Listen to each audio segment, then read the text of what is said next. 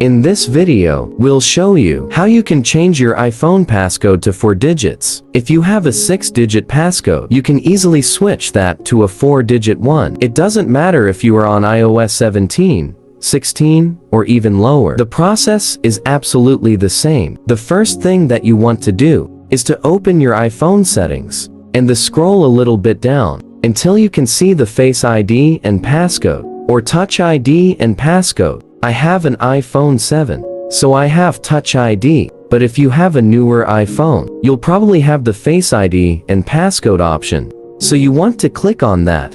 When you open it, it's gonna ask you to enter your current passcode in order to access these settings. So enter your passcode, and you're gonna get to this page.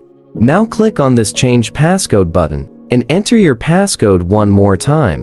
That will allow us to change our iPhone passcode to a new one. And as you can see, the default option is the 6-digit one. If you want to change that, you'll see this little passcode options button. So click on that, and then select the 4-digit passcode from this menu.